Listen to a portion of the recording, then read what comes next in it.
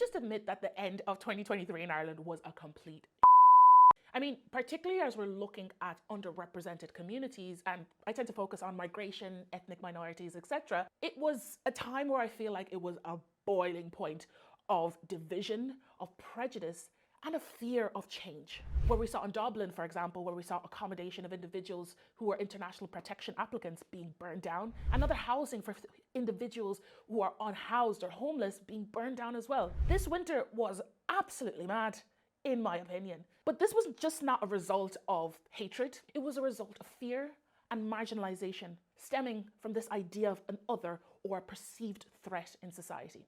But what if I told you our response to threat can be different? And at Gorm, that is what we're exactly doing in our work. Hi, my name is Mamobo Ogoro, social psychologist and founder of Gorm. And if you want to unify across differences, make sure you're subscribing to our channel because 2024 will be crazy. So what we've been seeing in Ireland in winter is nothing new, to be honest. And as someone who works in this area or has worked in the area for a long time, coming up to 10 years at this point, it has been something that has been bubbling under the surface for a long while. I'll tell you, it has been wild. And the Dublin riots was just the tipping point, let's say, for it. I myself was in the city at that point, and I actually had to stay in a friend's house because they were saying that anybody that looked like migrants, anybody that looked remotely foreign, stay at home. I'm not going to give you the full context of what happened in November, let's say for the Dublin riots. I'll leave that in the description. But what I'm going to say was that the emotions that came out from the public via the incidents and what caused the incidents was justified. But the actions that came out from certain individuals in society is not justified. The scapegoating of different communities is not justified also. So we need to talk about that. In my opinion, the actions that were carried out on the day just goes to show how much perceived threat takes place in society and how we can actually move people to taking kind of bad action.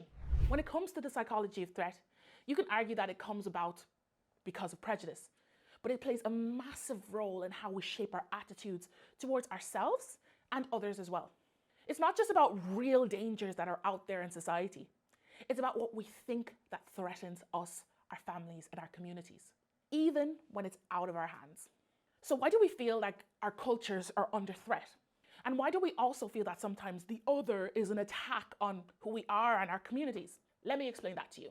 The integrated threat theory in psychology allows us to understand why we feel a sense of uneasiness when interacting with individuals or communities from different groups. It's like having a GPS in our minds, and it kind of gives us a radar, a sense of where to go and where not to go. In this theory, there are 4 key components: a realistic threat, a symbolic threat, intergroup anxiety, and negative stereotypes. This makes up like a complex web as to how threats are perceived and how they come about via prejudice and all the isms and phobias that exist in society. Realistic threat is the tangible dangers that pose a risk to our well-being or the positive nature of a group.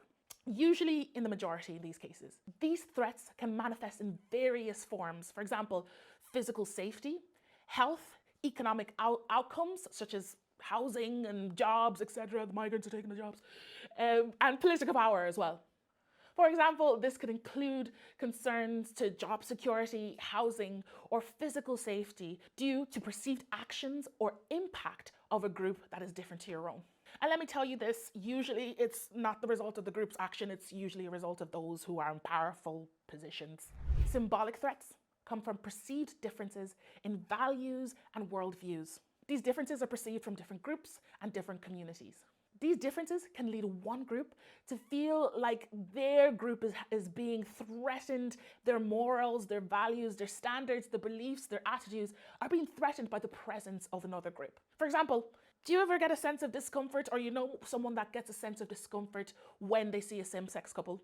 It may be threatening their views and ideas of what love should be, what marriage should be, and what a household should be. Number 3 is intergroup anxiety. It refers to the expectation that an interaction between members of different groups are not going to go well. They're going to go south, they're going to go negative. People experiencing intergroup anxiety fear feelings of discomfort, being embarrassed, and being uneasy when it comes to engaging with people who don't look like them, sound like them, act like them, etc. They don't want to be judged for not knowing what to do, and they don't want to have such interactions. For example, this is when you may feel, or some people may feel, that they don't want to interact, let's say, with someone who's disabled because they don't want to embarrass themselves, they don't want to make themselves look like a fool, and they may have anxiety in that situation. And these fears and anxieties are usually based on an assumption rather than an actual outcome. All you need to do is kind of ask. And lastly, negative stereotypes. These involved preset judgments and beliefs about another group, and they're often oversimplified based on generalizations, what we see on television, and things that simply are not true for every single member of that group. The integrated threat theory suggests that negative stereotypes often lead to prejudice. And an example of this is believing that, for example, all migrants are bad because one migrant does one bad thing. This is not true. And it's important to note that not all stereotypes are negative, but they can have negative impacts on communities, individuals, and more wider societies when they're enacted and placed on different communities, particularly marginalised communities. And psychologically speaking, the quickest way we tend to react to a threat or a fear is stereotyping and scapegoating. It's easy for us to think of this in this way. And if you watch my video on social identity, I'll link it here somewhere, that explains it on a deeper level as to how we see it as it relates to ourselves and the communities that we belong to. My feelings surrounding what was going on in Ireland over winter was not the best, I would say. I would say on some level I felt a bit of hopelessness. On some level I felt very sad, drained, angry, fearful. I'm assuming a lot of people from the same communities like me were feeling the exact same thing. But it's not a feeling that puts me in a space of that we should stop moving. It's a feeling that we need to keep going. We need to keep persevering. We need to keep channeling and trying to champion an Ireland where everyone belongs, an Ireland where everyone's voice matters, and an Ireland where we can unify across our differences rather than divide. And it really reminded me why Gorm exists. It reminded me why I started Gorm in my bedroom in the height of COVID-19, in my pajamas, and I was like, I'm gonna do this project. I don't care what's gonna happen. I was in the height of my PhD as well. So I just wanted to create a space where we could bridge across our differences, where the voices of communities that generally go underrepresented could be highlighted, could be elevated, and all of us could have a space of compassion, empathy, and unity between ourselves.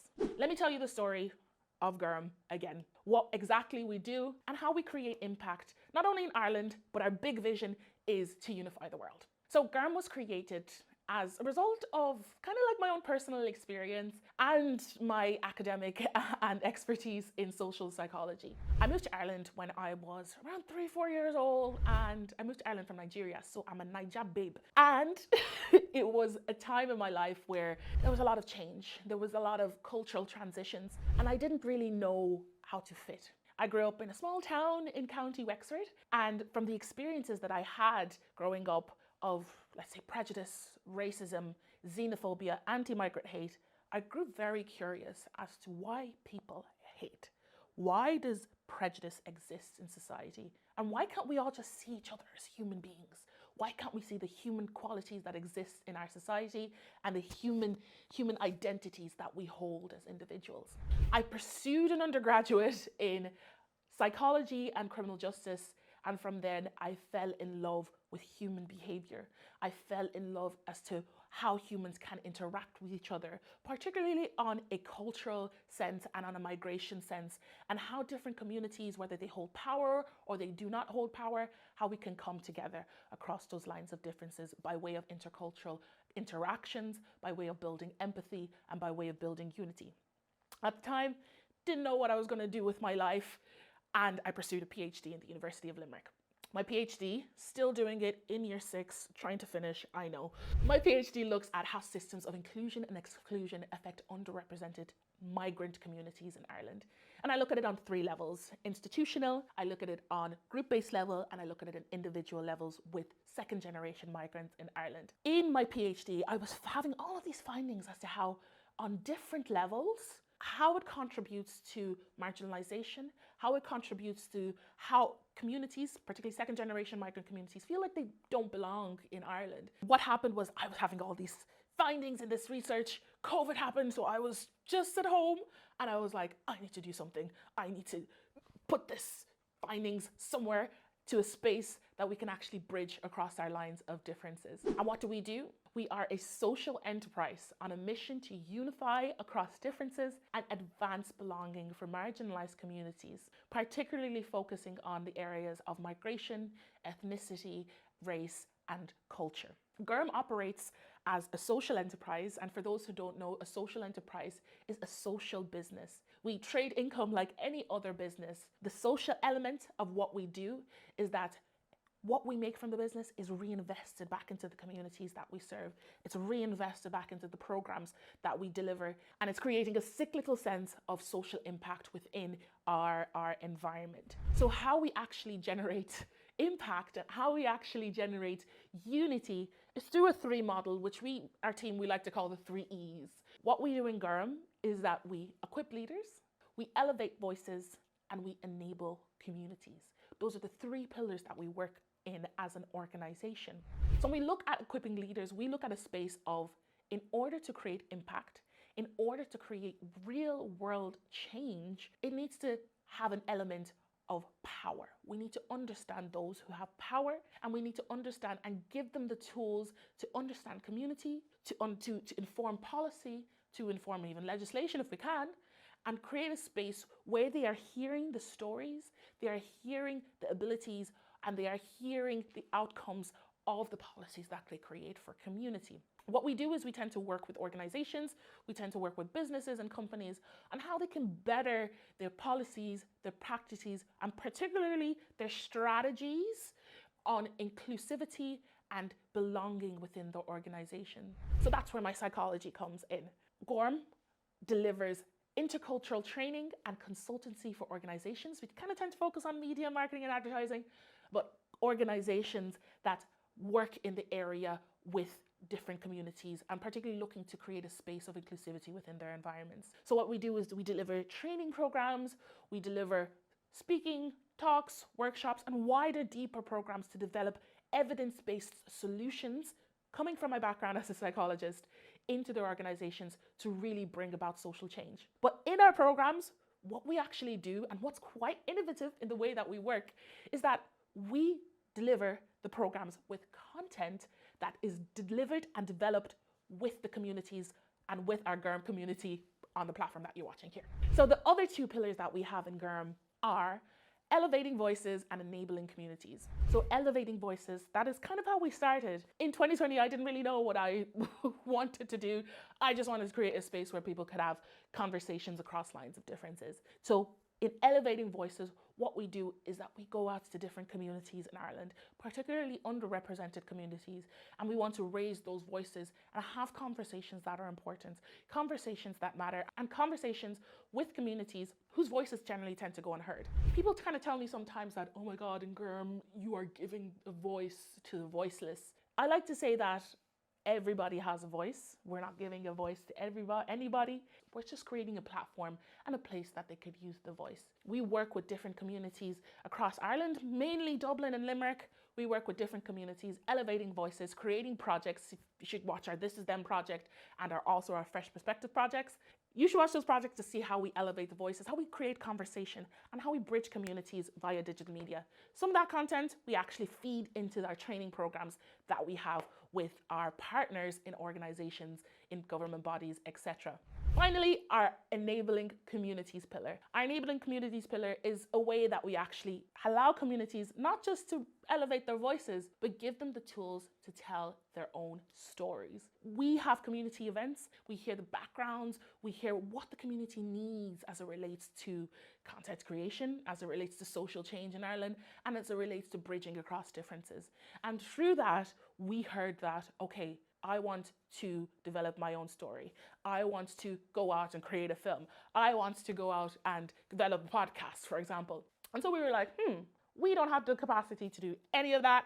We are going to create a space where communities, and young people particularly, can tell their own stories. So we developed a program called the White Shop program under our Enabling Communities pillar, where these communities can actually develop their skills in digital skills, in filmmaking, and in content creation. And with partners and funders, we deliver the program throughout the year, and we actually create a space where we go into the communities for expert facilitators. Communities can actually tell their own stories by way of film, by way of documentary, and by way of interview skills as well. 2023 was a massive year for us where we launched the White Chat program in our community, and we're very lucky to say that we're continuing this program next year as well. What has happened with us throughout the years? We're just 3 years old, we're a little baba. We're trying to get things going. Last year, under our Equipping Leaders pillar, we supported, we trained, we consulted with over 1,200 people in Ireland, developing tools, giving them skills and evidence-based solutions on how they can be better intercultural leaders, how they can better support their teams in terms of cultural diversity, and how they can move forward in the way that they do. Secondly, when it comes to our Enabling Communities pillar, we actually supported just under 30 young people via our workshops as we piloted the program. We supported 8 of those young people by way of a summer residency within the program. And lastly, those young people had opportunities to get internships, to get training, to get jobs in the area of filmmaking, content creation, advertising, media, etc. And in our Elevating Voices pillar, what actually happened was we doubled our community online. So we're now a community of 10,000 across socials, which is amazing. We're very excited for what's going on in Ireland right now. And we're very excited to grow our online platform and our online community as well. Things are happening for us in Gorm, and this was just a long video to kind of just explain from my perspective as to what's going on in our organization, how you can expect us to be present, how we work as an organization, and going forward, what we have planned in 2024 is massively upgraded. We have a bigger team now, we have more going on for us, and we're still going to be working under our 3 pillars: elevating voices, enabling communities, and equipping leaders. We're going to be doing all of that even more, even greater. I'm going to be having a lot more videos here for you guys in the near future. A bit longer, but a lot more deeper dives as it relates to diversity and inclusion, as it relates to belonging, and as it relates to bridging across or unifying across differences. So if you want to stick or stay tuned with all that is going on in Gorm, make sure you subscribe to our channel, make sure you subscribe to our newsletter, and really be a part of our community as a unifier. Thank you so much for watching this video, and we will see you soon.